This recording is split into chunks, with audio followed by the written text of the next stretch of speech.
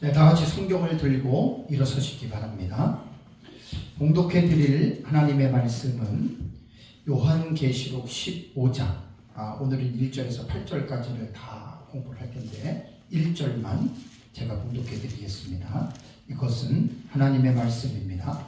또 하늘에 크고 이상한 다른 이적을 보매 일곱 천사가 일곱 재앙을 가졌으니 곧 마지막 재앙이라. 하나님의 진노가 이것으로 마치리로다. 아멘. 네, 앉으시기 바랍니다.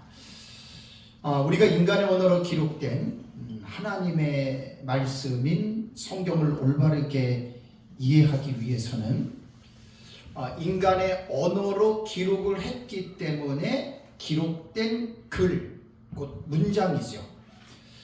문장에 대한 올바른 이해를 우리가 가져야 됩니다. 보통 문장이라고 할 때에 문장은 어떻게 구성이 되죠? 단어와 단어가 모여서 여러분 문장이 되죠. 그죠? 그 문장이 되는데 그 문장 한 문장을 가지고 우리가 그 글의 짜임새라고 말을 하는데 글의 짜임새를 논하는 것을 문학적으로 뭐라 그러냐면 구문론이라고 그래요. 구문론. 첫 시간이기 때문에 제가 이제 성경을 우리가 보는 기본적인 중요한 이제 그 문학적인 표현의 부분들을 제가 간략하게 여러분들에게 좀 말씀을 드리겠습니다. 구문론이라고 하는 것은요, 단어의 배열에 의해서 구, 절, 문장을 구성하는 규칙입니다. 그러니까 우리는 그냥 우리 대한민국 사람이니까 우리는 그냥 말을 그냥 자연스럽게 하잖아요, 그죠? 뭐 어떤 글에 대한 문법이라든가 이런 거 따지지 않고 그냥 뭐 말 막 하고 애들이고 하잖아요, 그죠? 근데 우리가 이제 글이라고 하는 것은 우리가 읽어서도 이해가 되지만 그 글이 어떻게 구성이 되었는지에 대한 이 부분을 좀 더 명확하게 여러분 우리가 이해를 할 필요가 있습니다. 그래서 이제 히브리어나 헬라어 같은 경우를 보면은 이제 단어에 특히 동사 같은 경우를 들어가면 동사를 분해하잖아요. 파싱을 하면 정말 기가 막힙니다. 그 움직임에 대한 표현을 얼마나 정확하게 이 헬라어하고 히브리어는 말을 하고 있는지. 그래서 이제 우리가 이런 그 인간의 언어로 기록된 문장을 그냥 우리가 읽고 넘어가는 것이 아니라 좀 더 우리는 자세하게 그 문장의 구성을 우리가 좀 이해를 해야 됩니다. 구문론을 간단하게 표현한다면 글의 짜임입니다. 한 문장이 있으면 그 문장이 어떻게 짜여졌는지에 대한 요 부분을 살피는 것이 여러분 이게 이제 구문론입니다. 그래서 이제 문장에서는 단어가 나오고 단어와 단어가 이제 배열이 쭉 되죠. 쭉 되어지면서 문장의 구성 규칙 등의 문법과 관련한 언어의 내적 구조다. 이게 이제 구문론이라고 하는 이제 학문적인 그러한 정의입니다. 그래서 구와 문의 짜임새를 파악을 해야 돼요. 이게 이제 중요합니다. 구와 문. 그래서 구문론이라고 하는 거예요. 그러면 구라고 하는 것은 뭐냐면 구라고 하는 것은요, 주부와 술부가 없어요. 단어와 단어의 조합이 된 그 문장을 주어와 수어가 빠지고 단어와 단어가 구성된 그 문장을 우리는 보통 구라고 하거든요. 구. 그래서 이제 구를 보면은 명사로 예를 들어 가지고 단어가 배열이 됐다 그러면 그건 무슨 구가 되는 거예요? 명사 구가 되는 거예요. 형용사 단어와 단어가 모여가지고 뭐 두 단어든 세 단어든 네 단어든 간에 이렇게 됐다면 그것은 형용사 구고, 동사 단어가 이제 구성이 되어 있는 것을 동사구라고 그러고, 뭐 부사나 관형사, 전치사 혹은 분사 같은 것들이 많이 몇 개가 이어졌다 그러면 그거를 분사 구문이라 그래요. 중요한 거는 뭐라고요? 주부와 술부가 없어요. 그 다음에 절이라고 하는 거요. 구문론에서 구와 절, 문장에서 이제 구문론은 구와 절에 대한 부분인데요. 절은 뭐냐면 주어와 수어를 갖추고 있는 문장이에요. 주어와 수어가 있고 두 단어 이상의 단어가 딱 들어가 있으면 분명히 문장에서 주어와 서술어가 있어야 돼요. 나는 서울을 간다. 그러면 나라고 하는 주어가 들어가죠. 그죠? 간다라고 하는 서술어가 들어가죠. 그건 절이라고 그래요. 자, 구는 뭐냐면 주어와 술부가 없어요. 자, 요게 이제 그 구문론에서 구와 절이라고 하는 이러한 표현을 하거든요. 자, 한 문장을 우리가 구문론으로 이해가 됐어요. 이걸 보니까 한 문장이 뭐 태초에 하나님이 천지를 창조하신다 쭉 해가지고 쭉 보면은 이것은 이제 뭐 주어가 있고 동사가 있고 이게 절이고 뭐 거기에 뭐 예를 들어서 한 사람이 멋이 있다 그러면 주어가 서로 없는 그 구란 말이에요. 구. 그죠? 명사 구 이렇게 되는 거예요. 자, 요거를 우리가 먼저 이해를 한 다음에 요거의 상위 개념이 뭐냐면 단락이라고 하는 요 부분을 이해를 하셔야 돼요. 자, 잘 들으셔야 됩니다. 오늘 첫째 시간의 공부가 기본적인 워밍업이 여러간 기본 지식을 가지고 있어야 요한계시록을 우리가 분명하게 우리가 이제 정리를 하는 데 많은 도움이 된다는 말입니다.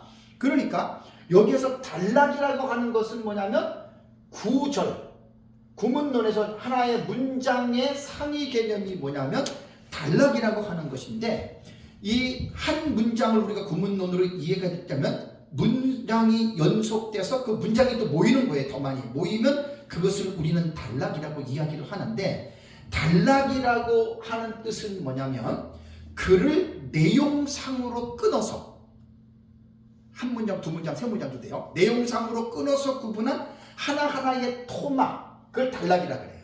그러니까 이제 하나의 짧은 한 문장이 한 단락이 될 수도 있고 두 문장이 한 단락이 될 수도 있고 서너 문장이 한 단락이 될 수도 있어요. 아마 영어로는 패러그래프라고 할 거예요. 요거 되게 중요합니다. 하나의 구에서 절을 보고 문장을 이해를 했으면 그 문장들이 모여가지고 하나의 덩어리를 이루는 거예요. 단락. 그래가지고 요 단락이 여러분 딱 우리가 이해가 되면 성경을 볼 때는 여러분 문맥이라고 하는 거 들어보셨죠? 문맥. 그죠? 이거 되게 중요해요. 문맥이라고 하는 말은 글에 나타난 의미의 앞과 뒤를 연결하는 게 문맥입니다. 우리가 이제 성경을 읽다가 특히 성경을 해석하는 데 있어서 정말로 여러분 중요한 게 뭔지 아세요? 문맥을 파악하지 못하면 성경에서 말하고 있는 내용을 우리가 진정한 의미를 놓쳐버리는 경우가 여러분 얼마나 많은지 모릅니다. 이건 아마 성경 해석학에서 이 문맥적 해석을 아마 교수님들이 되게 많이 강조한 걸 여러분 들었을 거예요.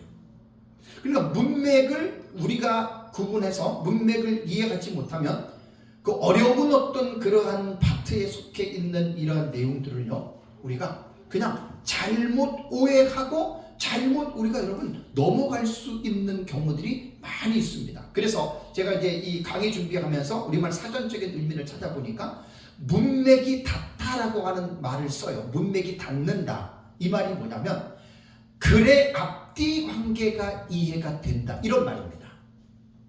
그러니까 우리가 성경을 읽다가 어떤 한 부분이 어려운 부분이 딱 나오는데요. 문맥을 앞의 문맥과 뒤의 문맥을 우리가 이해가 되지 않으면 10중 8구는 그 본문을 거의 잘못 해석합니다. 우리 아들이 이제 신대원에서 공부했던 교과서가 이제 우리 미국 가면서 우리 교회에다 갖다 놨거든요. 거기 보니까 이제 길성남 교수님 공부했던 그 책에 문맥이 오고 한 권이더라고요. 보고 깜짝 놀랐어요. 그러니까 이제 신학교에서는 교수들이 성경을 읽을 때 무조건 읽지 말고 문맥을 되게 많이 강조해요. 그러니까 제가 보니까 좀 어렵더라고요. 그러니까 이런 것들을 여러분들이 이제 기본적으로 알고 있어야 된다. 반대로 문맥이 닿지 않는다라고 하는 이 사전적인 정의는 뭐냐면 이해가 되지 않는 거예요.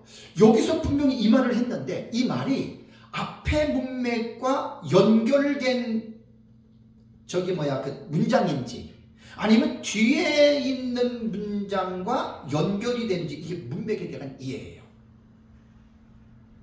성경은 인간의 언어로 기록이 되어졌기 때문에 이러한 기본적인 구문론, 구와 절, 그 다음에 문장 단락, 그 다음에 한 단원 더 올라가면 문맥, 큰 덩어리와 덩어리를 볼 수 있어야 됩니다.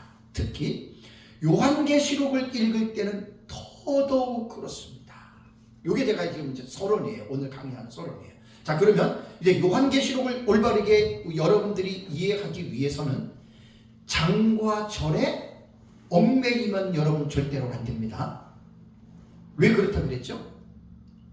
구약 성경이든 신약 성경이든 성경이 기록될 당시에 장과 절의 구분이 아예 없었어요. 아예 없었어요. 제 책에 133페이지에 제가 써놨습니다. 본래 구약 성경은 양피지, 양의 가죽에다가 그냥 쓴 거예요. 양의 가죽을 이어가지고. 신약 성경은 파피루스, 애굽에서 나오는 식물이죠. 그 파피루스를 가지고 거기다가 성경을 기록을 했습니다. 자, 이때에는 구약이든 신약이든 장과 절의 구분이 없이 그냥 요한계시록 그러면요, 처음부터 끝까지 쭉 이어서 여러분 이렇게 기록을 했다는 말입니다. 그런데 장과 절을 처음에 구분했던 사람이 13세기입니다. 1228년에 영국 교회의 캔터베리 주교였던 스테판 랑톤이라고 하는 사람이 성경의 장을 13세기에 비로소 처음 여러분 구분했습니다. 제 책 133페이지 나와요. 이런 것들은 되게 중요한 지식입니다. 그 다음에 절에 대한 구분은 15세기인데 1448년에 나탄에 의해서 절이 여러분 기록이 된 거예요. 13세기 15세기에. 그래서 신약 성경은 1551년에 로버트 스테파누스에 의해서 신약 성경은 절이 비로소 나누어졌다라고 이야기를 학자들이 이야기를 하더라고요. 그러니까 어떤 성경이든지 간에 기록될 때에는요, 장과 절이 아예 없었습니다. 그리고 제가 지난번에도 말씀드렸잖아요. 8세기까지는 신약 성경이요, 대문자 사본으로 기록이 되어져 있었어요. I am a boy 그러잖아요. 나는 소년이다. 그러면 I am a boy 이렇게 기록이 있다는 얘기예요. 이게 요한계시록 1장부터 20장까지 다 이렇게 대문자. 그러니까 글을 모르는 사람들은 I-A-M-A-B-O-Y, 글을 모르는 사람은 이거 뭔 말인 줄 알겠어요. 그러니까 아는 사람은 I am a boy 이렇게 되는 거예요. 그래서 요한계시록을 다른 성경도 마찬가지겠지만 장과 절에 얽매여 가지고 이거는 7장에서 끝났으니까 이거 8장에서 끝났으니까 이렇게 말하면 안 된다는 거예요. 제가 말씀드렸잖아요. 이 단락을 딱, 그러니까 한 어떤 절을 말하면 한 문장 안에서 구에 해당되는 게 있고 절에 해당되는 게 있어요. 그래서 주부와 술부, 그 다음에 이제 다른 품사들이 들어가야 하나의 완성된 문장이 되거든요. 짧든 길든 간에. 요 문장이 모여있는 것이 단락이라 그랬죠. 그러니까 딱 이게 뭐냐면 한 덩어리를 딱 보는 거예요. 우리 성경을 보면 동그라미죠.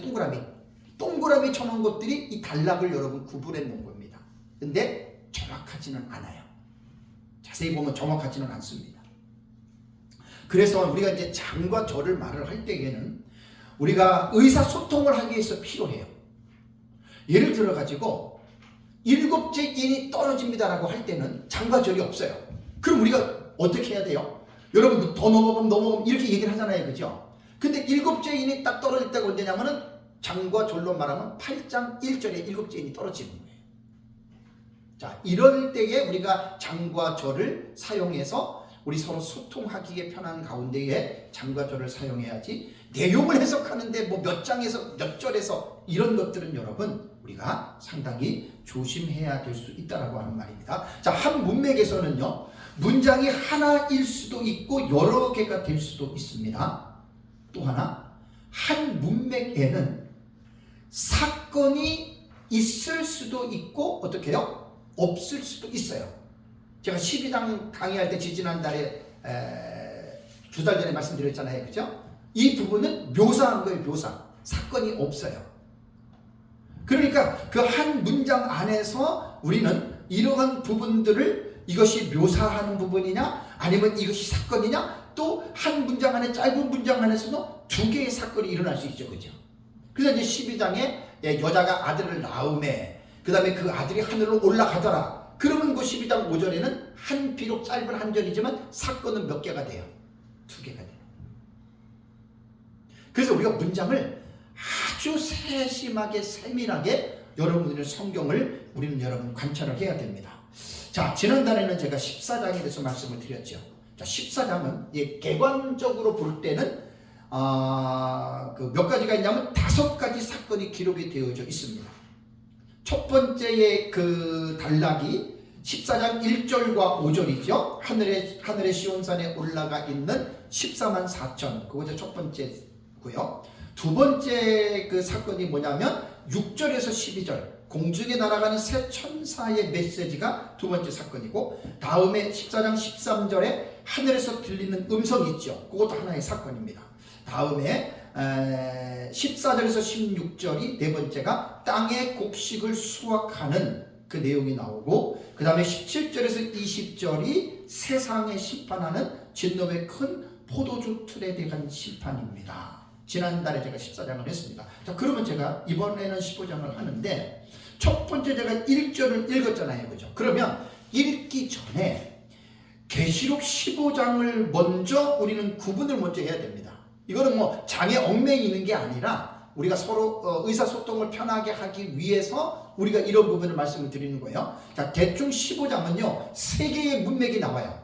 딱 15장을 보세요. 1절, 그 다음에 2절과 4절, 그 다음에 5절과 8절입니다. 그러니까 우리 성경을 공부하고 연구할 때 기본적으로 먼저 개론적인 것을 먼저 이해를 하시라는 얘기예요. 그래서 이제 주석 같은 경우를 보면은 처음에 시작할 때 개요가 나오고 개론이 나오잖아요. 그죠? 그 공부를 철저하게들 하셔야 돼요.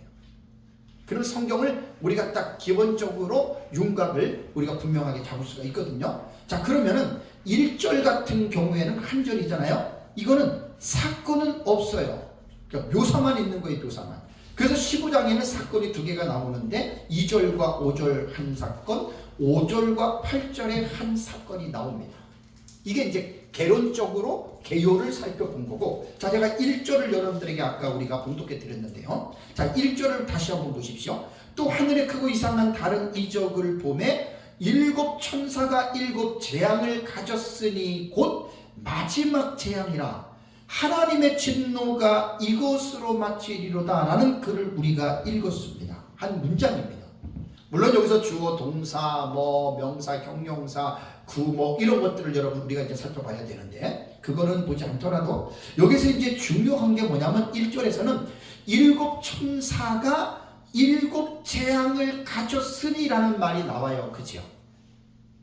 그럼 사실 15장 1절이 여러분 이거 되게 어려운 문장이거든요. 왜 어려운지 한번 구체적으로 하나하나 이 시간 공부를 할게요. 성경은 정말 어려운 부분들이 간혹 있어요. 그러면 여기서 1절에서 말하는 7 천사가 7 재앙을 가졌으리라는 말은 15장 1절만 처음 보는 사람들은 7 천사가 뭐고 7 천사가 7 재앙을 가졌는데 도대체 이게 뭐지? 딱 생각을 하셔야 돼요. 그리고 본문의 의미를 이해하기 위해서는 이제 뭐가 필요하냐면 문맥에 대한 이해가 필요한 거예요. 요 문맥의 이전 문맥. 자, 그러면 15장 1절에서 7 재앙을 가진 7 천사가 7 재앙을 가졌다 그랬죠. 그죠? 요 7 천사가 7 재앙을 가졌는데 15장 1절에서 만약에 이 문맥에서 요 내용이 처음 나온다면 괜찮아요. 처음 나온다면 전에 문맥을 볼 필요는 없어요. 여기서 그냥 풀어나가면 되는데, 여러분 우리 이제 요한계시록 계속 공부 6장부터 계속 제 공부를 하잖아요. 그럼 이거는 지금 7 천사가 7 재앙을 가졌다라고 하는 말은 여기에서 처음 시작되는 것이 여러분 아닙니다. 알죠? 그래서 아까 말씀드린 대로 성경은 문맥을 살펴야 됩니다. 이게 지금 되게 어려운 본문이에요. 15장 1절이 그냥 넘어갈 본문이 아니라는 말이에요. 그러면 1절에 언급한 7 천사가 7 재앙을 가진 이 내용이 앞에 있는 문맥입니다. 전 문맥. 14장 할 때도 제가 이제 전 문맥을 말씀을 드렸는데 전 문맥에 어디에 연결이 되어 있는지를 여러분 찾아내셔야 됩니다. 정말 어렵습니다. 자, 성경을 보십시오. 자, 그러면 보세요. 15장 1절의 전 문맥이 몇 절이에요? 14장 17절과 20절이요. 그죠? 다시 복습하는 거예요.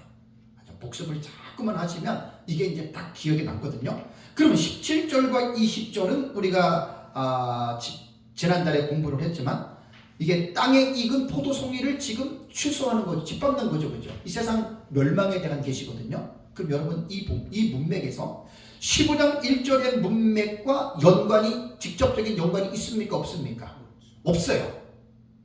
그럼 또다시 앞에 문장 가보세요. 그럼 14절에서 16절이죠. 그죠? 땅에 익은 곡식을 어떻게 해요? 예리한 낫으로 취소하죠. 그러면 요 문맥이 15장 1절 문맥과 직접 연관이 있어요? 없어요? 없어요. 이것도. 그러니까 보세요. 성경 연구는 제가 지금 하는 거는 좀 깊이 있게 합니다. 되게 재밌어요. 저는 이렇게 성경을 연구를 하는 거예요. 그냥 마구잡이로 읽는 것이 아니라. 이 마지막 수확하는 땅에 익은 곡식 이것도 15장 1절하고 직접적인 연관은 없어요. 간접적으로는 다 연결이 되어 있지만 연관이 없습니다. 다음에 그 전에 문맥이 뭐지요? 14장 13절이죠. 하늘에서 들리는 음성 이것도 15장 1절과 직접적인 연관이 있어요? 없어요? 없어요. 그 다음에 그 전문맥이 뭐지요? 6절에서 14장 6절에서 12절의 내용은 공중에 날아가는 새 천사가 있죠. 그죠? 요것도 15장 1절과 직접적인 연관이 있어요? 없어요? 없어요.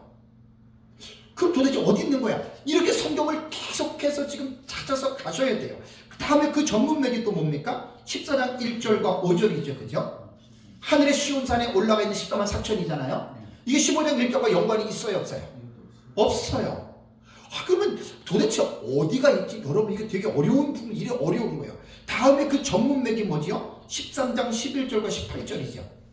자, 땅에서 올라오는 짐승이에요. 거짓 선지자죠. 이거 15장 1절과 연관이 있어요? 없어요? 직접적인 연관. 없어요. 그러면 그 전문맥이 뭐죠? 13장 1절에서 10절이죠. 요 문맥은 바다에서 올라오는 짐승이에요. 저 그리스도예요. 직접적인 연관이 있어요? 없어요? 없어요.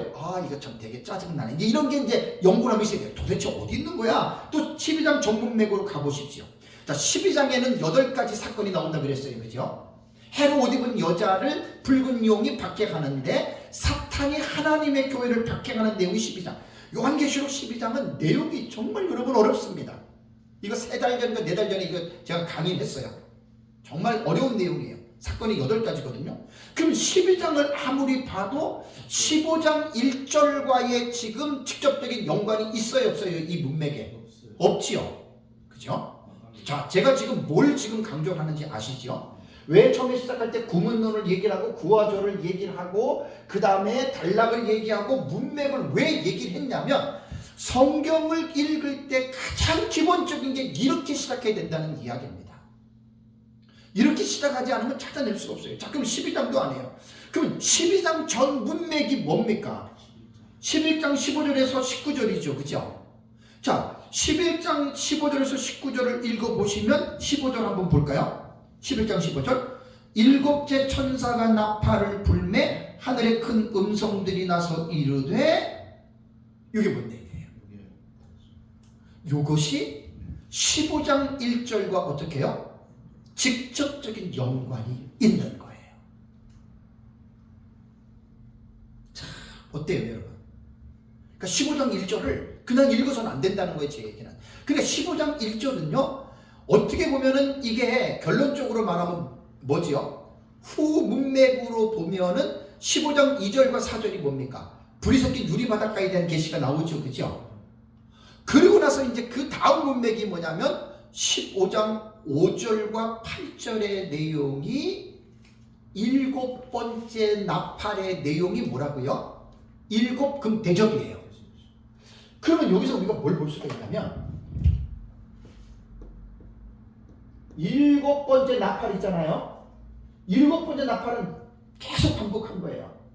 11장 15절에서 19절에 시작한 거예요. 그리고 중간에 막간 계시들이 삽입이 돼 있다가 이것이 15장 1절에 중간 지점이 우리가 지금 이렇게 요걸 읽는 거예요.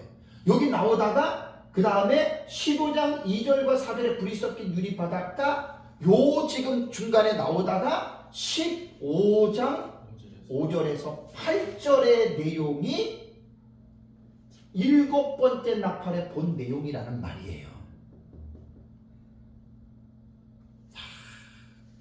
되게 재미있습니다. 이렇게 성경을 공부하면 무작정 읽는 것보다. 이것이 뭐냐면 제가 형식상 구조라 그랬죠. 기록된 순서에 대한 구조를 정확하게 여러분들이 파악하셔야 돼요. 이제 다음 시간에도 말씀을 드리겠지만 7번째 나팔이 스쿱이라고 해요. 스쿱. 제일 넓어요, 범위가. 11장 15절에 시작해서 15장 8절까지 가잖아요. 그죠? 근데 이 중간에 삽입된 계시들이 여러 계시들이 많이 들어가 있다는 거예요. 그렇다면 여러분, 여기서 우리가 또 멈추면 안 되죠. 자, 그러면 11장 15절이 7째 천사가 나팔을 불었다 그랬잖아요. 그죠? 그럼 여기서 궁금증이 생겨야 되는 거예요. 몇 번째 천사가 나팔을 불어요? 7번째예요. 이게 뭐야? 첫 번째 천사도 아니고 7번째면? 그럼 7번째 천사 전에는 몇 번째 천사가 되겠어요? 6번째잖아요. 그럼 여기서 이제 대접에서 어떻게 해요?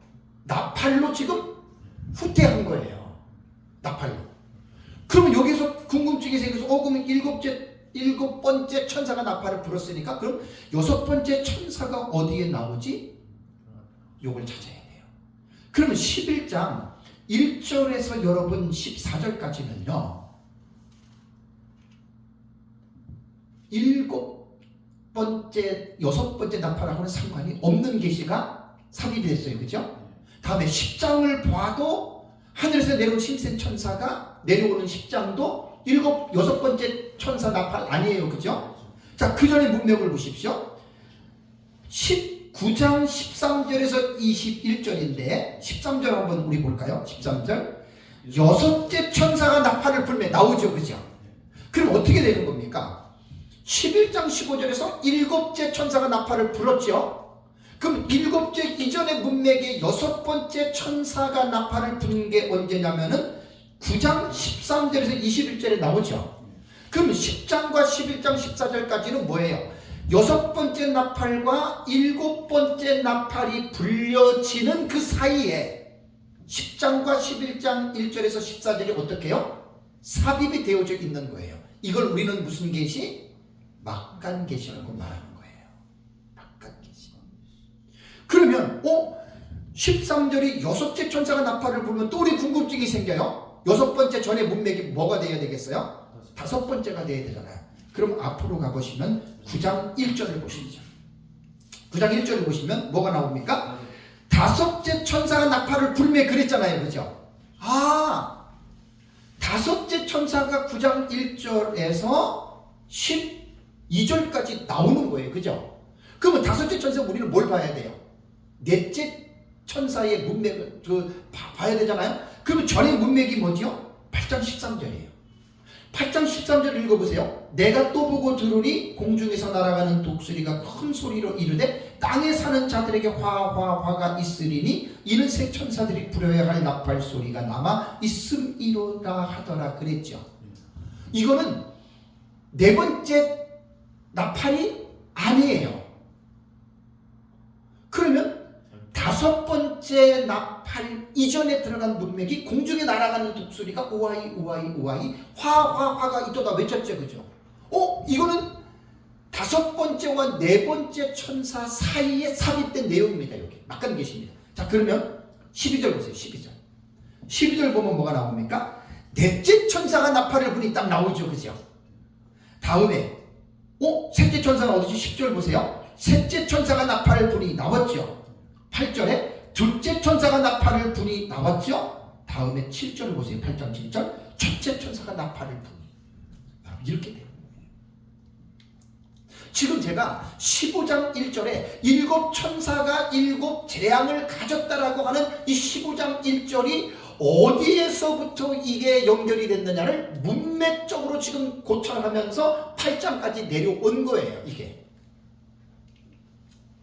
그런데 첫째 천사가 나팔을 부니 여기서 이제 8장 6절을 보시면 일곱 나팔을 가진 일곱 천사가 나팔 불기를 준비하더라. 이것이 전문맥이 뭐냐면 8장 1, 2절입니다. 보세요. 8장 1절 2절에 일곱째 인을 떼실 때에 하늘이 반 시간쯤 고요하더니 내가 보매 하나님 앞에 일곱 천사가 서 있어 일곱 나팔을 받았더라. 이건 또 뭐예요? 일곱 나팔은 일곱 번째 인에 속한 계시라는 말이에요. 그러면 일곱 번째 인 그러면 또 우리 뭐가 어떤 궁금증이 생겨야 돼요? 일곱 번째 인이니까 그 전에 몇 번째 인? 여섯째 인을 봐야 되잖아요. 그럼 전문맥을 가면은 7장이에요.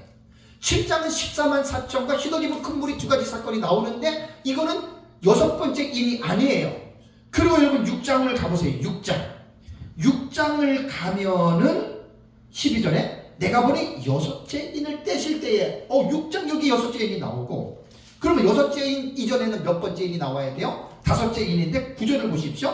다섯째 인을 떼실 때에 다음에 7절에 6장 7절입니다. 넷째 인을 떼실 때에 5절에 셋째 인을 떼실 때에 3절에 둘째 인을 떼실 때에 다음에 1절에 내가 보면 어린 양이 일곱 인 중에 하나를 떼 첫째 인을 떼실 때란 말이에요. 야, 참 보세요. 15장 1절 한 절을 정확하게 이해를 하려면 6장까지 지금 어떻게 해요? 더듬어 6장까지 온 거예요. 그럼 6장에서 그럼 여기서 어린 양이 일곱 인을 뗀다고 그랬어요. 그럼 이게 일곱 인이 도대체 어디서 나온 거예요? 5장으로 가야죠. 자, 5장 1절 볼까요? 내가 보내 보좌에 앉으신 이의 오른손에 뭐가 있어요? 두루마리가 있으니 안팎으로 썩고 일곱 인으로 봉하였더라. 여기서 계시가 출발된 거예요, 여러분. 저는 성경을 이렇게 연구를 합니다. 이렇게 성경을 연구하다 보니까 막 희열이 있고 기쁨이 있어요. 성경을 좀 마구잡이로 읽는 게 아니라 이렇게 성경을 저는 연구를 하는 사람이에요. 자랑이 아니에요. 지금은 뭐냐면 역으로 지금 거슬러 간 거거든요. 역으로 15장 1절이 그렇게 어렵다는 내용이에요. 이걸 그냥 전문맥도 보지도 않고 무조건 15장 1절을 딱 읽어버리면 도대체 이 내용이 무슨 내용이고 어디서부터 시작이 됐는지를 이해를 못하고 그냥 곧바로 딱 들어가 버리잖아요. 그래서 15장 1절에 일곱 천사가 일곱 재앙을 가졌다는 말은 그 시초 출발점이 어디냐? 5장에 천상의 성전에서 보좌에 앉으신 성부 하나님의 오른손에 어떻게 해요? 일곱 인으로 봉한 인이 그 오른손에 있었어요. 자, 그리고 나서 보세요. 5장 7절을 볼까요? 그 전에는 다 생략하고 5장 7절을 보니까 그 어린 양이 부활하신 예수 그리스도입니다. 나와서 보좌에 앉으신 이의 오른손에 성부 하나님의 오른손에 무엇을? 두루마리를 취하시니라. 그러니까 사도 요한이 4장 1절에 이리로 올라오라라고 하는 음성을 듣고 그의 영혼이 올라갔는지 아니면 반모섬에서 천상의 그 하늘 문이 열려서 사도 요한이 봤는지는 모르지만 어쨌든 천상의 장면을 본 거예요. 그래서 그 보좌에 앉으신 성부 하나님의 오른손에 일곱 인이 오른손에 있었다는 말이에요. 이거를 지금 보여주려고 천사가 사도 요한을 어떻게 해요? 예수 그리스도가 사도 요한을 천상으로 초청한 거예요, 여러분. 일곱이. 그래서 여러분 기억나세요? 세 가지 일곱 시리즈 있죠. 세 가지 일곱 시리즈를 제가 여러분들에게 말씀을 드릴 때 총론계시, 연결계시, 연관계시 기억나십니까? 이러한 지식들이 있어야 되는 거예요. 총론계시는 일곱 일입니다. 자, 여러분 보세요. 5장에서 사도 요한에게 이리로 올라오라 그래가지고 보여주려고 보고 듣게 하려고 올라오라 그랬잖아요. 그죠? 그 내용이 이거예요. 일곱인. 이거를 보여주려고 하는 거예요. 그럼 일곱인을 우리가 고찰을 하면 6장 1절에서 17절이 첫째 인에서 여섯째 인까지 나오죠. 그죠? 다음에 일곱 번째 인은 7장이라고 하는 계시가 삽입이 되고 나서 8장 1절에서 2절에 일곱 번째 인이 비로소 나오는 거예요. 그러면 이게 어떻게 총론 계시가 되느냐? 그러면 보세요. 5장에는 일곱 인만 나오지 일곱 나팔 나와요? 안 나와요? 안 나와요? 일곱 대접 나와요? 안 나와요? 안 나와요? 일곱 인만 나오죠. 왜 이것이 총론 계신지 보세요. 1번, 2번, 3번, 4번, 5번, 6번 일곱 번째 인의 내용이 뭐예요? 일곱 나팔이에요. 나팔이란 말이에요. 나팔. 일곱 번째 나팔이 뭐라 그랬죠? 일곱 대접이에요. 그럼 뭡니까? 일곱 나팔과 일곱 대접은 어디에 속한 거예요? 일곱 번째 인에 속한 거예요. 그러니까 요한계시록을 읽을 때 제가 구조를 여러분들에게 말씀을 드리고 성경을 읽을 때는 무작정 읽지 말고 개론과 개요 이러한 지식들이 필요하다 그랬죠. 무조건 읽으면 이런 걸 어떻게 알겠냐고요. 깊게 연구하다 보면 이게 이제 그 아웃라인이라 그래요. 전체적인 모습을 우리가 먼저 보는 거예요. 그래서 일곱 인을 총론계시라고 그러는데 무천년 신학자들이나 전천년 신학자들 제가 주석들을 보면 거의 다가 이 부분을 이렇게 강조하는 부분들이 많습니다. 맞는 거예요, 이거는. 세계적인 학자들이 이렇게 보는 거예요. 일곱 인이 총론계시. 왜? 이런 구조가 나오잖아요. 일곱 번째 인에 일곱 나팔, 일곱 대접이 포함되어 있잖아요. 그래서 계시록 5장에서 보좌에 앉으신 성부 하나님의 손에 뭐가 있다? 일곱인이다. 이 일곱인 속에 이 일곱 나팔, 일곱 대접이 어떻게 다 포함되어 있는 거예요. 그래서 일곱인을 우리는 총론이 되는 계시다. 이렇게 이제 계시록을 공부하면 여러분 정말 재미있습니다. 그래서 결국은 이제 15장 1절을 제가 이제 읽어놓고 그 15장 1절에 이 도대체 이 문장에서 말하는 일곱 천사가 일곱 재앙을 가졌다. 이게 도대체 무슨 말인가?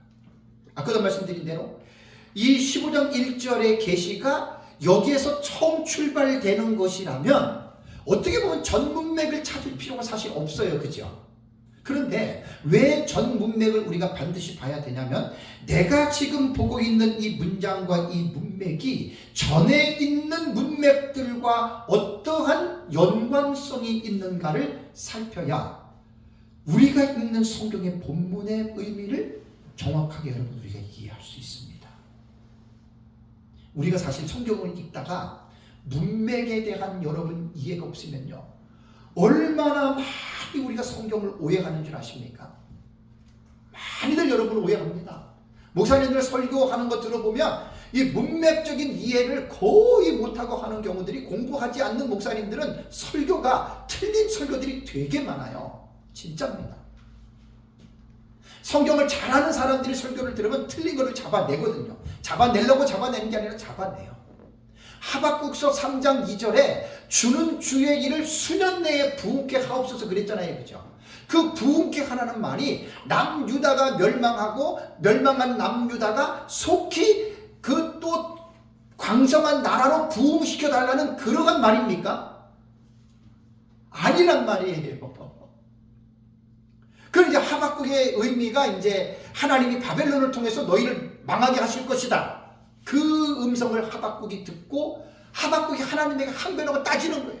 하나님 어떻게 짐승 같은 바벨론을 통해서 하나님의 백성인 우리를 멸망시키십니까? 그 말이 안 됩니다. 그래도 하나님이 너희는 바벨론에게 멸망당한다. 하박국 3번의 기도 내용이 하박국서예요.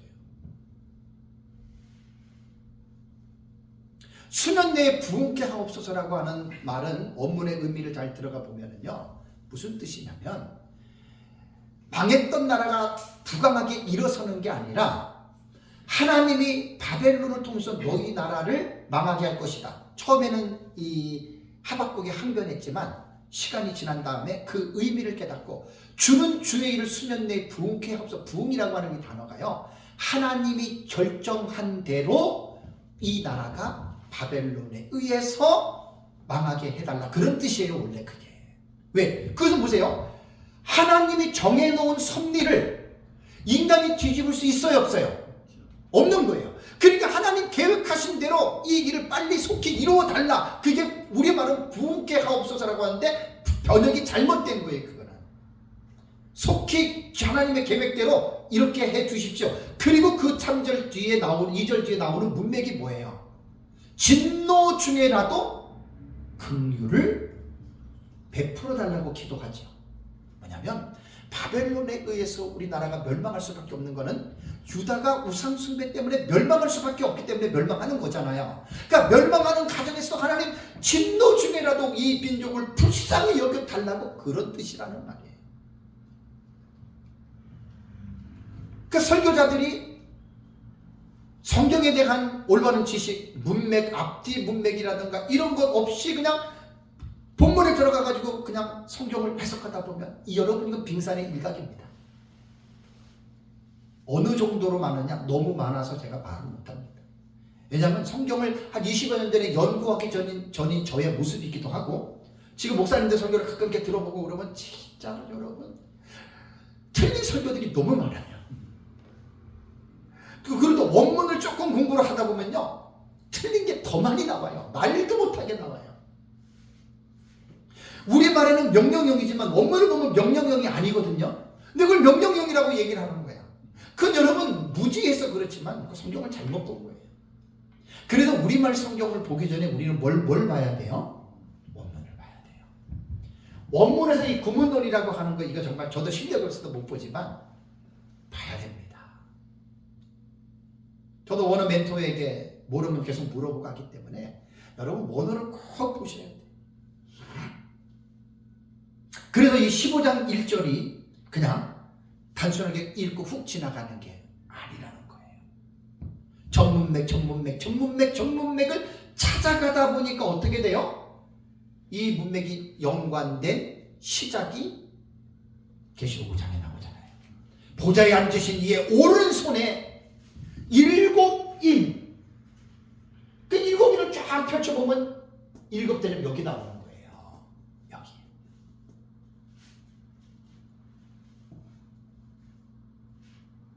그래서 여러분 보시면 여기 아까 제가 이제 요게 지금 7번째 나팔이잖아요, 그죠? 그러니까 7대접은 뭐냐? 7번째 나팔에서 나온 거예요. 7번째 나팔이 7대접이고 7나팔은 뭐죠? 7인이 7나팔이에요. 이런 부분들을 뭐 성경을 조금만 깊이 있게 보면 이게 다 정리가 되거든요. 이렇게 정리가 돼요. 보세요. 아까 제가 문맥을 말씀을 드렸어요. 단락, 글의 덩어리입니다. 단락에는 한 문장이 있을 수도 있고 두 문장이 있을 수도 있고 셋, 넷, 더 많은 문장이 있을 수도 있고, 그러나 글의 한 덩어리예요. 패라그래프. 요 단락을 잘 여러분 잘라야 돼요. 그럼 이거예요. 첫째인, 둘째인, 셋째인, 넷째인, 다섯째인, 여섯째인, 일곱째인. 그것이 뭐예요? 다 한 단락이에요. 덩어리. 기억나세요? 계시록 6장부터 19장까지 사건이 몇 가지 사건이 나온다고요? 52가지 사건이 나와요.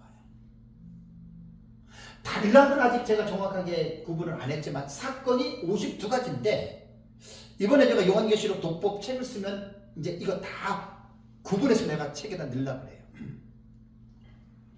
6장에는 사건이 몇 개 나오고 단락이 몇 개 나오는데 이 부분에서는 사건은 없고 묘사만 있다. 아주 세밀하게 제가 분해할 겁니다. 계시록. 왜냐하면 이것이 필요해요. 이렇게 계시록에 대한 구조 자체를 우리가 이해하지 못하면 엉뚱한 여러분 그러한 이야기를 할 수가 있다라고 하는 말입니다. 그래서 15장 1절에 다시 한번 가볼까요? 자, 오늘 이제 15장 공부를 하는데 제가 첫 시간에 이제 이걸 여러분들에게 말씀을 드린 거예요. 자, 15장 1절 다시 보시면 또 하늘에 크고 이상한 다른 이적을 보매 일곱 천사가 일곱 재앙을 가졌으니 곧 어떻게 해요? 마지막 재앙이라 하나님의 진노가 이것으로 마치리로다. 그러면 1절 하나만 여러분 딱 보시면 내용상으로 볼 때 15장 1절은 완전한 내용이 아닙니다. 왜요? 출발이 15장 1절이 아니죠. 15장 1절의 출발은 어디로 그랬어요?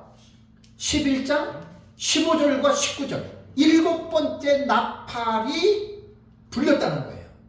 그 일곱 번째 나팔이 15장 1절을 오니까 그 일곱 번째 나팔이 일곱 천사가 일곱 재앙을 가졌는데 마지막 재앙이라 확실하지 않아요. 15장 7절을 먼저 보세요. 7절 보세요. 내 생물 중에 하나가 영원토록 살아계신 하나님의 진노를 가득히 담은 뭘 줘요? 금대접 일곱을 그 일곱 천사들에게 주니. 요게 일곱 대접이에요. 이게 일곱 대접이라. 그러니까 일곱 번째 나팔은 자체적으로 가지고 있는 사건은 없어요. 그죠? 일곱인처럼 일곱 번째 나팔은 다음에 전개된 일곱 시리즈가 일곱 대접이죠. 그 일곱 대접을 갖고 있는 거예요. 일곱 번째 인이 일곱 나팔의 그 모습을 보여준 것처럼 일곱 번째 나팔도 다음에 일어나는 일곱 시리즈인 일곱 대접, 그 금대접을 15장 7절에 일곱 천사들에게 주었다. 요게 일곱 번째 나팔이에요. 그래서 일곱 번째 나팔이 범위가 제일 넓어요. 그래서 이제 일곱 나팔, 일곱 대접, 세 가지 일곱 시리즈를 연구할 때는 일곱 나팔이 엄청나게 범위가 넓기 때문에 아주 뭐 인이나 대접에 비해서 양이 몇 배 이상이 될 정도로 이게 많다라고 하는 것을 여러분들이 이제 기억을 하셔야 됩니다. 그러면 이제 전문맥을 본 거예요. 자, 후문맥이 바로 조금 전에 말한 이겁니다. 자, 그런데 15장 2절과 4절까지 보시면 요건 이제 다음 시간에 제가 강의하는데 불이 섞인 유리바닷가 같은 것이 나오죠. 그죠? 이거는 일곱 번째 대접이 아니에요. 그러면 15장 1절에 일곱 천사가 일곱 재앙을 가졌으니 마지막 재앙이라고 해놓고 그것을 7절을 얘기를 해야 되는 거예요. 7절에. 그것이 일곱 금 대접이라고 얘기를 해야 되는데 그걸 말하기 전에 2절과 4절은 어떻게 해요? 다른 계시가 어떻게 해요? 삽입이 된 거잖아요. 이게 또 막간 계시가 되는 거예요. 그리고 이제 5절, 6절, 7절, 8절을 읽으니까 일곱 번째 나팔은 일곱 대접이다. 요 결론이 여러분 딱 나오는 겁니다. 그래서 이제 15장 1절은 되게 어려운 내용이에요. 그래서 아까 제가 말씀드린 대로 문맥을 살펴야 돼요. 15장 1절의 문맥을 보면서 고민하셔야 돼요. 이게 도대체 처음 나온 계시인지 아니면 앞에 있는 계시와 인볼브가 되어 있는지, 이 인볼브가 연결이 되어 있는 거예요. 그래서 그걸 제가 전문맥 찾아가다가 보니까 나중에 어디까지 갔습니까? 5장까지 간 거예요.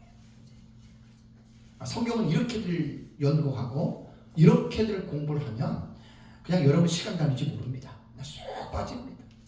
하루 그냥 쑥 지나가 버려요.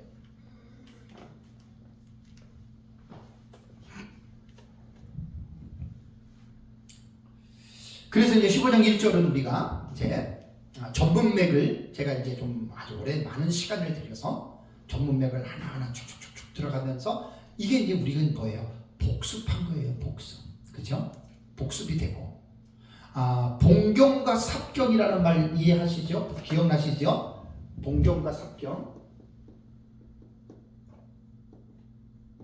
봉경과 삽경이에요. 이거는 단락의 해석법에서 봉경과 삽경에 우리는 상호 교차 구조로 보죠. 봉경은 일곱인, 일곱 나팔, 일곱 대접, 세 가지 일곱 시리즈와 그 다음에 20장에서 22장까지의 내용을 학자들이 말하는 제가 말하는 게 아니라 이걸 봉경이라고 했고 그 나머지의 계시들이 삽경이라고 얘기를 하는 거예요. 그래서 계시록 6장에는 첫째 인에서 여섯째 인이 나오고 다음에 7장은 뭐예요? 이게 삽입되는 거예요. 다음에 8장 1절과 2절이 일곱째 인이 나오고 다음에 8장 3절에서 5절까지가 다른 계시가 금양으로 쏘는 계시가 삽입되죠. 그죠? 그러면서 이제 8장 6절에서 12절까지가 요게 첫째 나팔에서 넷째 나팔 나오죠. 그죠? 이거 다 동경군의 동경군.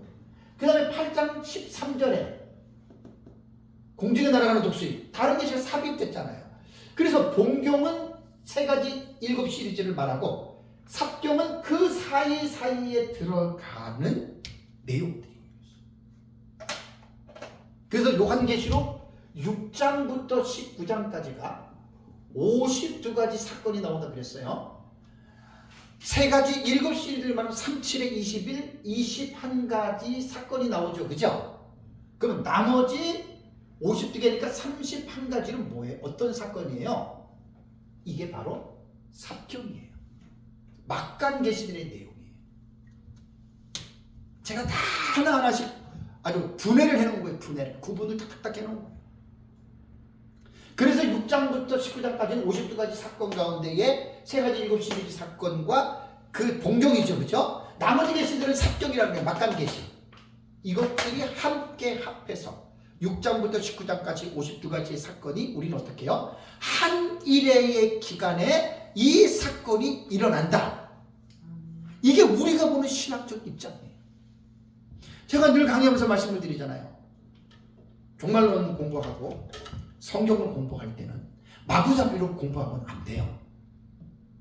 문제가 있잖아요. 그죠? 이것저것 따지지 않고 여러분 성경을 무조건 읽고 무조건 읽다가 그냥 내 마음에 와닿다고 해서 여러분 그게 깨달은 건 줄 아세요? 아닙니다. 내 마음에 와닿았다는 말은 올바로 깨달은 경우도 있지만 그렇지 않는 와닿는 것도 얼마나 많은지 몰라요. 얼마나 많은지. 그래서 요한계시록을 해석하는 우리 신학적 입장을 분명하게 여러분들 딱 인지하고 계셔야 됩니다. 역사적 전천년이다 그러면 역사적 전천년이 제일 혼란스러워요. 제일 어려워요. 역사적 전천년. 왜? 너무나 이게 정체성이 딱 정해지지도 않고 한마디로 말하면 절충주의 해석법에 역사적 전천년주의자들이 많이 외국에 있는 학자들도 그렇고 국내 학자들도 그렇고 절충주의에 거의 다 빠져 있어요. 이 사건에 대한 해석에 말씀드릴 때 여러분들 기억나시죠? 과거적 해석, 역사적 해석, 미래적 해석, 이상주의 해석. 절충주의는 이걸 다 절충하는 거예요. 그래서 역사적 전천년이 사실은 제일 혼란스럽습니다. 만약에 여러분들이 역사적 전천년으로 종말론을 배우고 싶다. 그 누구한테 배워야 되는 줄 아세요? 정말 어려워요. 너무나 넓어서 역사적 전천년주의자들이. 거기에 세대주의하고는 한 7, 80%가 아예 물과 기름을 구분하지도 못하고 그냥 세대주의하고 섞여가지고 그러니까 이제 너무 어렵다는 말이에요. 요한계시록 공부하기. 그래서 우리가 6장부터 19장 요한계시록은 제일 어려운 부분이 읽어보시면 알겠지만 6장부터 19장이 제일 어려워요. 1장에서 5장, 20장에서 22장 읽으면 거의 웬만한 거 다 이해가 돼요. 뜻은 몰라도. 이런 내용이 되는데 6장과 19장은 정말 어려워요. 하나하나의 단락에 속해 있는 그 문맥에 속해 있는 의미도 어렵고 사건도 힘든데 제일 어려운 게 뭔 줄 아세요? 단락을 해석하는 게 어려워요. 단락은 뭡니까? 자, 6장부터 19장까지 52가지의 사건이 나와요. 첫째인 흰 말은 뭐고, 둘째인 붉은 말은 뭐고, 셋째인 검은 말은 뭐고, 넷째인 청황색 말은 뭐고, 다섯째인 천상계단에서 순교자들의 탄원은 뭐고, 여섯째인 지구 멸망은 뭐고, 이야기는 할 수 있잖아요. 그죠? 네? 첫째 나팔이 첫째 나팔이 뭐예요? 땅에 쏟아지고, 둘째 나팔이 바다에 쏟아지고, 셋째 나팔이 물 근원에 쏟아지고, 넷째 나팔이 하늘에 이루어지잖아요. 그죠? 자, 전부 다 우리 말은 하고 그럴듯하게 해석은 할 수가 있어요. 근데 정작 제일 중요한 문제는 뭔 줄 아세요? 그것들을 일목요연하게 하나로 종합 정리를 하는 게 어려워요. 그러니까 하나하나의 사건은 너도 나도 얼마나 열심히 설명하는지 몰라. 막 신막 그리스도니 막 적그리스도니 붉은 말은 전쟁이니 뭐니 막 너무너무 하나하나에 대한 해석들은 자신만만해요. 근데 여러분, 계시록은 하나하나의 해석도 중요한데 제일로 중요한 거는 그 모든 내용을 완성된 종합적인 해석, 그게 제가 말하는 연대기적인 해석이에요. 52가지의 사건이 순서를 여러분 말할 수 있어요? 순서를? 그래서 이제 민 목사님 연구하신 것을 하나의 도표로 종합적으로 제가 정리를 한 겁니다. 연대기로 딱 보이잖아요. 연대기로. 한눈에 보는 요한계시록이에요. 연대기로 쫙 보이잖아요. 저게 최종적으로 어려운 거예요. 그래서 이제 목회자들이 사건에 대한 해석은 잘 알아요. 과거, 현재, 미래, 역사 뭐 이런 건 잘 아는데 단락의 해석법은 거의 몰라요. 단락의 해석법. 그래서 제가 전진하는 단락의 해석법, 반복적 해석법, 전진하는 반복법, 그다음에 교차대꾸법, 피아진 구조 얘기를 했죠, 그죠? 그 다음에 우리는 동경과 사경의 상호 구조. 또 제가 2개를 더 말했잖아요. 이래서 어려운 거예요, 계시록이. 그래서 저는 계시록 주석을 누구든지 간에 뭐 외국 사람이 누구든지 간에 딱 읽어보면 저는 이제 집중적으로 연구를 하는 사람이기 때문에 딱 전 구분이 딱 돼요.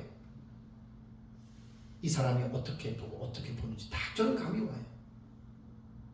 마빈 페이트라고 2022년에 요한을 읽다라고 하는 책을 세물결 플러스인가요? 부흥과개혁사인가요? 거기서 책을 냈어요. 최근에 나온 요한계시록에 대한 내용이에요. 마빈 페이트 제가 책을 한 300페이지 조금 이제 덜 되는 건데 한 2시간에 걸쳐서 제가 딱 읽었어요. 저는 이제 쭉 읽으면 아니까. 근데 이 사람은 어떻게 보는 사람이냐면 과거주의 해석법이에요. 과거주의. 근데 신기한 게 지난번에도 말씀드렸잖아요. 20장을 딱 보는데 이 사람 뭐라고 하는 줄 알아요? 자기는 천년 왕국은 역사적 전천년주의가 보는 것이 맞는 것으로 본다. 그리고 이제 그 19장 이전에는 과거주의로 과거에다 이루어진 사건으로 해석을 하면서 20장에 들어가서 천년왕국은 역사적 전천년주의 미래주의를 딱 해석한 거예요. 그러니까 저는 알지요. 네, 그게 전충주의란 말이에요. 여러분, 전충주의는 20, 30년 전부터 미국의 종말론 신학자들이 거의 다 지금 절충주의로 요한계시록을 해석합니다. 거의 다입니다, 지금. 박윤선 박사님도 마찬가지고, 조지 레드도 마찬가지고, 그랜트 오스번, 로버트 마운스, 전천년주의자들도 거의 절충주의적인 그쪽으로 가요. 근데 여러분, 역사적 전천년의 정체성은 절충주의가 아니라 미래주의고 종말적 해석이 역사적 전천년주의 정체성입니다. 이걸 잊지 마시기 바랍니다. 그래서 역사적 전천년주의는 지금 너무 넓어, 너무 복잡해. 이단과 사이비도 치안부 종말론자도 다 역사적 전천년이라고 말하는 사람들이 꽤 있어요. 아니거든요. 너무나 내가 막 마음이 아파요. 그런 거. 어떤 사람은 극단적인 세대주의인데 내가 이름을 안 되겠어요. 그 사람 유명한 사람이 있는데 뭐 신비주의자지. 자기는 역사적 전천년주의자라고. 아니에요. 극단적 세대주의 신비주의에 빠진 사람이에요. 그 사람은. 읽어보면 딱 알거든요. 어쨌든 우리가 보는 요한계시록을 해석하는 신학적 입장은 한일의 해석법을 택하는데, 한일의 해석법은 제가 계속 강조하지요. 세대주의 해석법 아닙니다. 초대교회 교부들이 최초의 신학자가 히폴리투스고, 히폴리투스 스승이 이레네우스예요. 그들에 의해서 다니엘서와 요한계시록을 연속적으로 연결해서 해석한 최초의 신학자들입니다. 잘 여러분들 기억하시고, 어쨌든 지금 이제 오늘은 요한계시록 15장을 오늘은 공부를 하는데 첫 시간에 제가 이제 성경을 좀 해석하는 원리와 방법 좀 이런 부분들에서 말씀을 드렸기 때문에 여러분들이 잘 이해를 하시고 또 정말 성경은 사사로이 풀 것이 아니라 그랬죠, 그죠? 두렵고 떨림으로 성경을 우리가 풀어야 됩니다. 그래서 마구잡이로 무조건 읽고 깨닫지 말고 성경은 기본적인 모든 지식들과 신학적인 입장들을 가지고 성경을 두렵고 떨림으로 잘 여러분들이 해석해 가시기를 주님의 이름으로 축복합니다. 네, 잠깐 쉬겠습니다.